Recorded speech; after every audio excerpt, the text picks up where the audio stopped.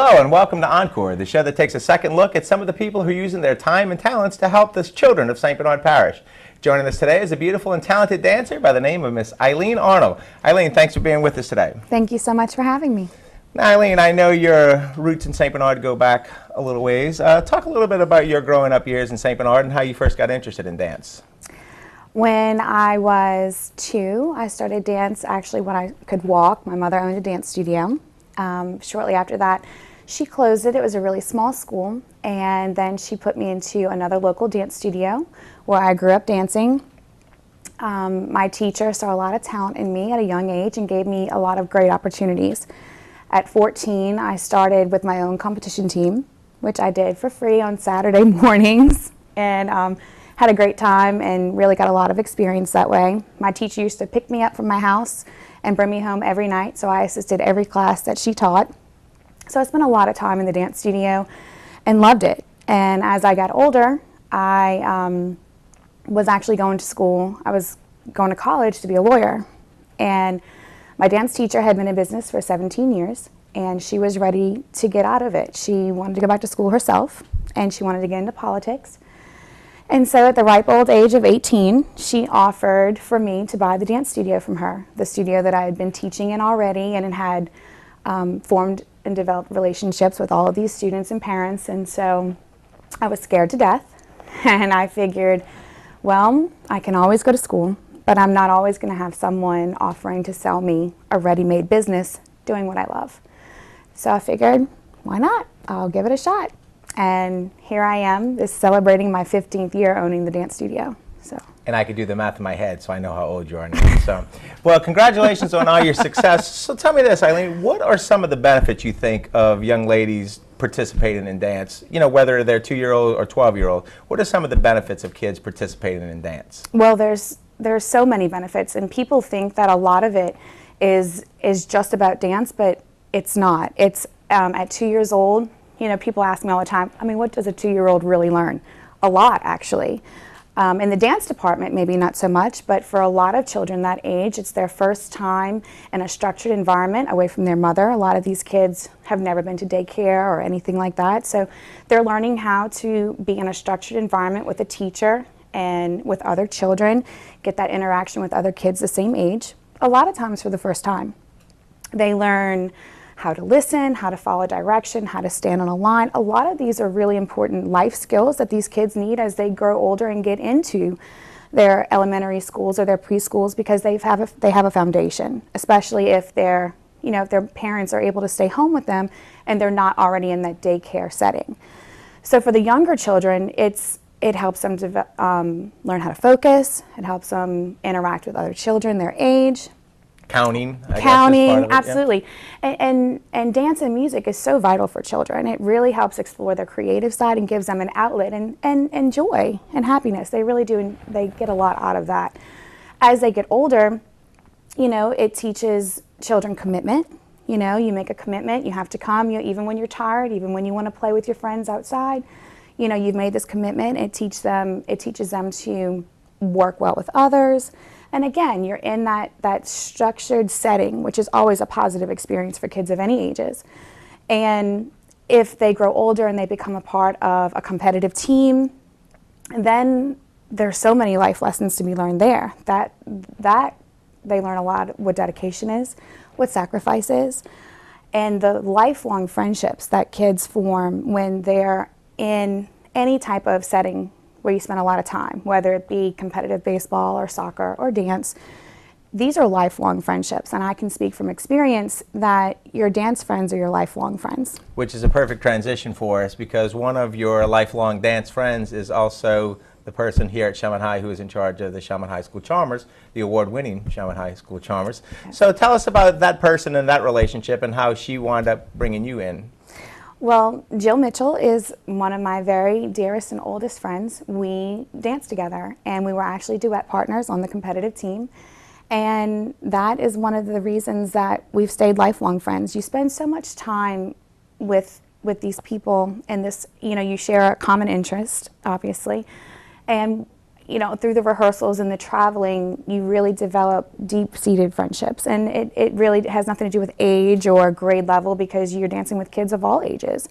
And it starts from young and it goes through your adulthood. I mean, when I bought the studio, Jill would still come and dance. She was actually my first graduate, yeah. which is kind of funny. So yeah, and then when she became the director of the Chalmers, she asked me to come and work with her and work with the girls, and that's been such a rewarding experience. I'm so thrilled for them. They have worked really, really hard, and it's quite an accomplishment, the accolades that they've just received at this past competition. It's very impressive. Well, talk a little bit about what you do with the girls here when you come and work. I know you do some technique and some choreography, but like how often do you come and what kind of work are you doing and what are you trying to instill in the girls that they can carry over to them? Well, the great thing about what we do is we come once a week. We have the girls for about an hour and a half to 2 hours, and we're focusing on their core foundation, which is their technique. So that way they can take the basic foundation that we give them and apply it in their kick routine, in their jazz routine, in their palm routine. We're working on the foundation for the technical skills, straight legs, pointed feet, strengthening their core, working on the turns and the leaps and the kicks that they're going to need to be able to execute when given choreography. So we do that from the first semester, from September through December, and that's when they normally go to state competition. So we like to think that we help out a little bit in giving them a stronger foundation on which to build upon. And what do you think is like the most challenging aspect of being a part of a dance team? What do you think is like the biggest, either hurdle or obstacle that, young girls face when they're trying to improve? Well, being a teenage girl is hard to begin with, and they have a. You telling me? I'm so glad I'm past that stage of my life. But it's also very rewarding. But it's a very stressful time in their life because as a teenage girl, you think you can do it all. So I would say that one of the hardest things of being a part of such a prestigious team as the Chalmers High Chalmers is time management. You always want to be able to do everything, and so making time to be able to do everything can sometimes be a bit stressful for the girls. I think to be as successful as they have been this year comes a lot of hours of rehearsal and just hard work, and you get tired of it, but this is your end result. Hard work yields positive results, and that's a learning lesson, again, a life lesson. People think, oh, well, it's dance team, but you're learning so much more than just dance. You're learning teamwork, you're learning dedication, you're learning sacrifice, and you're learning that long hours of all that hard work. So when you get out into the adult world, you know that that's what it takes for you to achieve success. Yeah, the correlation between hard work and success. Absolutely. And some of the young ladies that you're working with aren't just dancing at Chalmers High as part of their champ. No, absolutely not. Most of these girls have, commitments to their dance studios where they dance, anywhere from 1 to 4 nights a week. A lot of them are members of their own competitive team. So on top of the dedication and time commitment that the Chalmers High Chalmers expect from you, you have your home studio and their expectations, and it can be a struggle to juggle, but it can be done, and I'm really proud of these girls. And I guess taking care of your body is an important part of it too. I mean, because there's a lot of wear and tear that you go through, so training and nutrition, I guess that's all part of it too, huh? It absolutely is, and one of the most important things about taking care of your body is knowing how to use your body appropriately, and that's one of the things that I try to stress a lot during my technique classes with them, is giving them a foundation on what to do and what not to do in order to protect their bodies. You're going to be doing this a lot, and if you do it a lot incorrectly, you can hurt yourself pretty bad. So the emphasis for me a lot of the time is on proper execution. Anybody can say they can do A, B, C, D, F, G. Not everyone's doing it correctly. So yeah, that's also incredibly important, that they know how to execute their craft smartly and wisely. And also to take care of their bodies 100%. They have long days and long hours of dance, absolutely take a toll on the body. You have to be smart and drink plenty of water and eat healthy, or your body won't be able to sustain that type of schedule. And then besides coming into St. Bernard from the North Shore, and you have dance studios in a couple different locations, you're also traveling quite a bit. Tell us a little bit about some of the places that dance has taken you, and then we're going to save the ring for the last thing. Okay. So tell us about some of the journeys that dancing has brought to you. Well, for dance, my journey has been quite vast. At an early age, I started that competitive team. I had been on the competition circuit at a very young age where people had seen my work and asked me to come and work for them. So then I would travel around the country during the summer doing different workshops. Then when I would go to different cities, people would see my work and then ask me to come back and, you know, work with their kids individually, do choreography. I started traveling all across the country, judging and teaching classes on a master level on the convention circuit. I did a little performance here and there. I did some shows. I was part of a timeless show band. I was one of the background dancers that used to perform at the local casinos on the coast, on the Gulf Coast. But in the dance studio didn't really allow you a lot of flexibility to pursue my own performance opportunities because I had to be at the studio. So most of my experience has come in the teaching arena.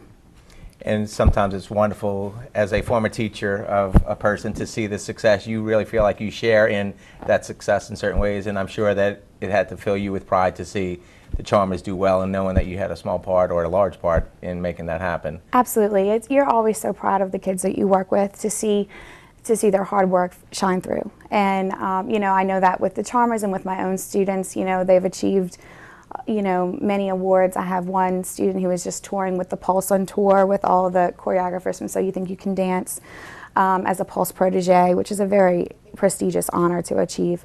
My students compete regionally and nationally and have, you know, won scholarships and title awards and overall high scores, choreography awards, entertainment awards. So it always makes you feel really good to see the kids enjoying the benefits of what all their hard work has been.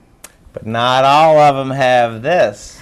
This is, if I'm not mistaken, a Super Bowl ring. It is. Tell me how that came about, because I know you didn't marry a Saints player, so tell me how you got that ring. I did not. I actually earned my Super Bowl ring through dance. I was approached by the team manager, Leslie Fitzmaurice, and asked to come and be her Mandeville choreographer and director. The year we won the Super Bowl, I began working with the Saints doing their choreography. I got to go to the games and, you know, I'm on the sidelines and best seat in the house. You really can't compete with that. You know, you're in the tunnel and, you know, all the players come in and the smoke and you've got Drew and he's warming up and he's right there and you're kind of like, is this real, you know? And then the magical day came. We won the NFC Championship, and I'm standing on the field, just in the Superdome. In the Superdome, just looking up, and I've never seen so many grown men cry in my life. It was incredible.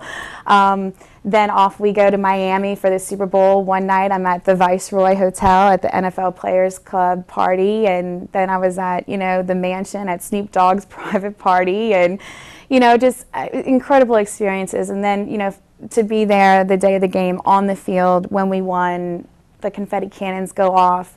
You know, you're right there. I'm standing next to Shockey as the Lombardi Trophy is coming up. You know, Drew Brees and Tom Benson are awarded the trophy. And then on the podium that they set up in the middle of the field, and then after they all get down, we all get up and we're taking pictures. And, you know, I'm holding, you know, the newspaper and I've got my, you know, my cap, and, you know, then the big day when we got our rings, and well, all the cheerleaders got a pendant and the directors got, we got rings, and, you know, it was so surreal. I just sat back thinking, who would have ever thought that dance would have gotten me a Super Bowl ring? So I made a lot of my male friends very jealous with that. I have to say, it was quite an experience. Well, congratulations on all your success, and thanks for being with us today on our show Encore. And now we're going to take a look at the award-winning Charmers and some of the assistance that Miss Eileen Arnold gave. Thank you so much.